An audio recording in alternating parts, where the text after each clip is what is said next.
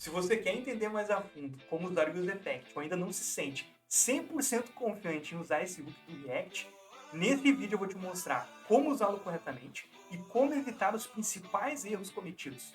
Nós vamos começar entendendo o seu funcionamento, depois eu vou te mostrar quais são as diferenças entre usar dependências com valores que são primitivos e valores que não são primitivos, e por último eu vou te mostrar a importância de fazer a devida limpeza dos defeitos que são gerados durante a desmontagem do componente. Eu estou aqui então com uma aplicação super simples para te mostrar como é o funcionamento do UseEffect, que é uma contagem de cliques. Cada vez que eu clico nesse botão, eu estou fazendo aqui um set count, incrementando o valor que já estava lá dentro desse useState, ok? Então, para começar, a gente vai, de fato, aqui, né, chamar o UseEffect. Então, UseEffect, o primeiro parâmetro que o UseEffect ele espera receber é um efeito de callback. Então, a gente vai colocar aqui uma função anônima aqui dentro. E a gente vai passar aqui um console.count, onde eu quero printar no meu console UseEffect, passei por aqui. Também quero fazer um console.log para dizer que o componente foi renderizado. Então, olha só. Note que o componente renderizou, ele passou aqui 2 vezes pela montagem e desmontagem do nosso componente. Não te preocupa com isso, tá? Isso acontece porque a gente está usando aqui no main o React Strict Mode. Ele só vai fazer esse ciclo de renderizar e desrenderizar e remontar o componente apenas em ambiente de desenvolvimento. Em produção não vai acontecer. E isso aqui é uma forma que o React tem no ambiente de desenvolvimento para te ajudar a pegar alguns bugs que acontecem quando o componente é desmontado. Para fins aqui, né, de teste, a gente vai desabilitar o Strict Mode. Não faz isso aí no teu projeto, porque esse Strict Mode vai te ajudar a pegar muito bug. Então, não faz isso. Mas aqui, só para a gente ter um console mais limpo, eu vou te mostrar. Olha só. Então, o componente renderizou e passei por aqui. O UseEffect, se você notar, embora ele tenha sido declarado na linha 7, ele está aparecendo aqui somente depois que o componente renderizou.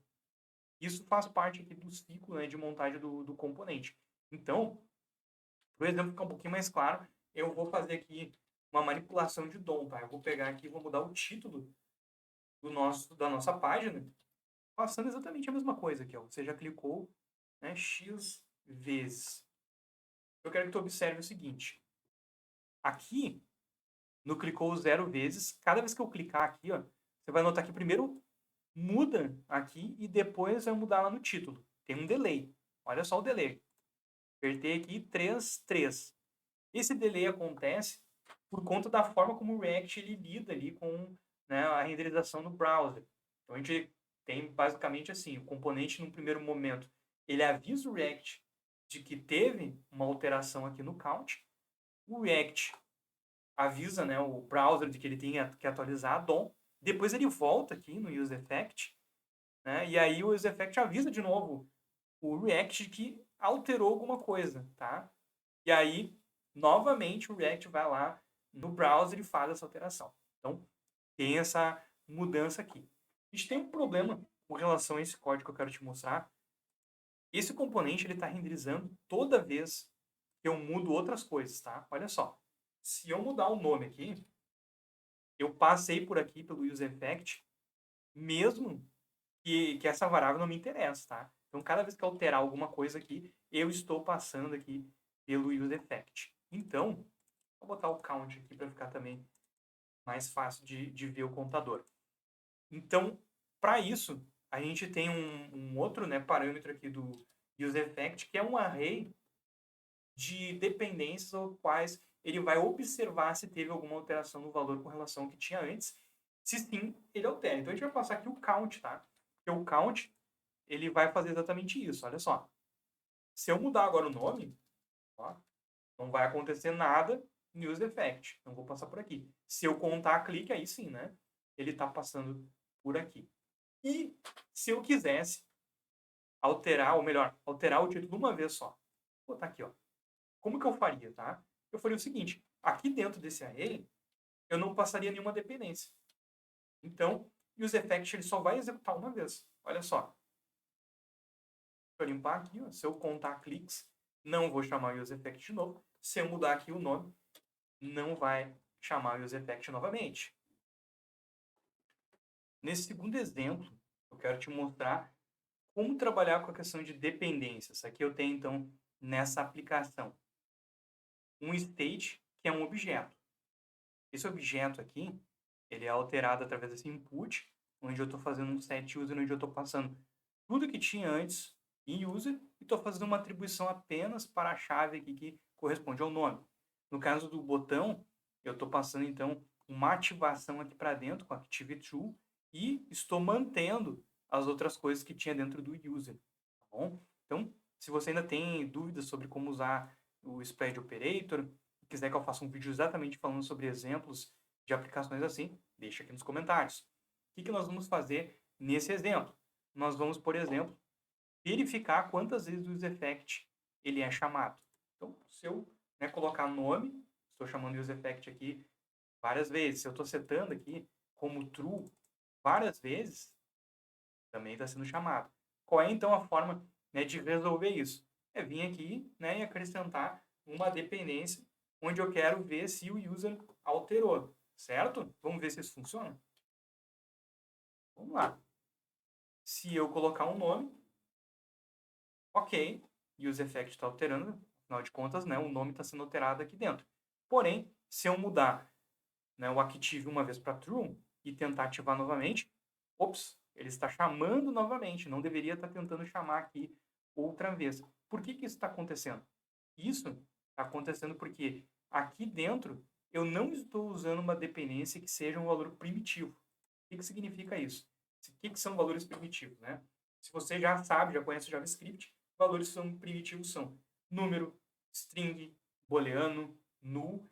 Se eu tiver agora aqui, um let e, que é um objeto, que tem um nome aqui, uma outra variável, chamada e, tem o mesmo valor, ó, é igual a e, não é igual a e. Por quê? Porque o objeto complexo dentro do JavaScript, ele na verdade fica em outro espaço na memória. Então, por isso que isso não é verdade. O que não aconteceria caso eu tivesse aqui nesse espaço de memória algo assim, ó.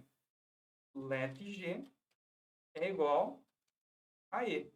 E aí se eu perguntar se e é igual a g, é de fato, porque aqui nós estamos falando do mesmo espaço de memória ao qual está sendo alocado aquele objeto. A mesma coisa acontece aqui. Então, para resolver esse problema, eu deveria passar aqui para dentro um user.name como chave, user.active como chave. Dessa forma, ele está levando em consideração apenas as variáveis que realmente mudaram aqui dentro. Isso vai funcionar. Se eu colocar aqui o nome e ativar, olha só, deixa eu limpar aqui, ele vai passar uma vez pelo useEffect. Porém, se eu tentar ativar novamente, não vai passar por aqui porque o ActiveTrue continua sendo true. Nesse exemplo agora, a gente vai fazer um contador regressivo de segundos. Então, a gente vai começar implementando isso com o useEffect, onde a gente vai fazer um set interval, que também recebe uma função de callback e um parâmetro que diz aqui o intervalo ao qual eu quero executar essa função que está aqui dentro. No caso, 1000 milissegundos, ou seja, 1 segundo. E eu quero fazer, então, set seconds, recebendo o seconds menos 1. Bom, a gente vai ver que o comportamento ficou estranho. Isso porque eu não passei aqui nenhum tipo de dependência. Para fazer isso, então, eu preciso passar um array. Fazendo isso daqui, ele vai funcionar parcialmente. Não está sendo executado outras vezes, porque eu estou dependendo do valor dos seconds aqui. E eu estou pegando o valor por fora dessa função. Ou seja, ela está sendo executada aqui dentro com um valor do primeiro use state que eu estou usando. Um erro muito comum é a gente tentar colocar aqui dentro como dependência esses segundos aqui. Só que isso vai criar uma confusão e a gente vai setar, na verdade, várias vezes, porque cada vez que eu estou fazendo um set seconds, ele está mudando. E cada vez que ele está mudando, ele está novamente invocando esse set interval. Então, essa, com certeza, não é a forma de resolver isso. Para resolver isso, deixa eu voltar aqui novamente para esse tipo de funcionalidade, eu tenho que usar o valor anterior do set seconds. Então, eu vou usar aqui o valor prévio agora sim a gente vai ter aqui a funcionalidade, deixa eu atualizar aqui, certa. Porém, entretanto, contudo, lembra que a gente limpou, né, o React Strict Mode daqui. Isso aqui vai nos trazer um problema, porque olha só, digamos que eu queira colocar aqui, né, segundos. E olha só, quando eu forcei uma atualização desse componente, eu acabei, né, chamando o useInterval novamente. Então, voltar com o strict mode aqui, porque o strict mode ele faz exatamente esse trabalho para nós. Ó. Então, vamos lá. O useEffect, então, ele foi chamado duas vezes. O strict mode está me ajudando a pegar um bug. Né? Pode ver que ele está aqui decrementando duas vezes. O useEffect foi chamado, o setInterval foi chamado duas vezes por causa do useEffect. Como que eu resolvo isso? No useEffect, eu posso retornar uma função que vai ser executada durante o ciclo de unmount do componente de desmontagem. Então, vamos fazer aqui. Ó. Ele primeiro renderizou o componente, chamou o useEffect, passou pela desmontagem e montou novamente. Agora sim a gente consegue consertar isso aqui, certo? Então, vamos lá. Eu vou capturar aqui o ID desse intervalo para fazer a limpeza dele aqui no unmount. Então, olha só, no unmount eu tenho uma funçãozinha que é o clearInterval, que vai receber aquele intervalo ID. E pronto. Agora, se eu atualizar, o funcionamento está correto. Para finalizar, eu estou trazendo aqui, então, um exemplo de aplicação prática de um contador regressivo muito utilizado naqueles sites para indicar o final de uma promoção. Eu mesmo já tive que fazer alguns desses já.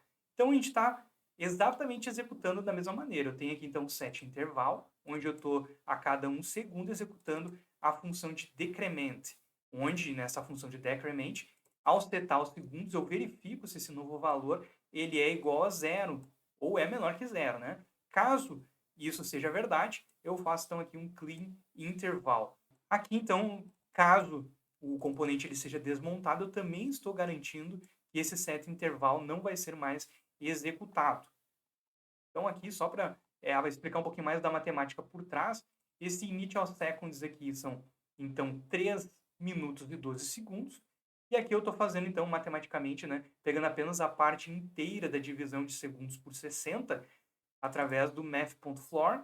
E aqui eu estou pegando somente o resto dessa divisão dos segundos. E isso é a forma, né, mais simples que a gente tem aqui para fazer um contador de minutos com segundos. Eu vou ficando por aqui. Se esse vídeo te ajudou de alguma maneira, me deixe saber disso aqui nos comentários. Galera, mais uma vez eu digo que eu estou começando aqui, então tua curtida, tua inscrição no canal vão me ajudar muito, principalmente com relação à minha motivação de estar trazendo novos conteúdos aqui. Então, aquele abraço!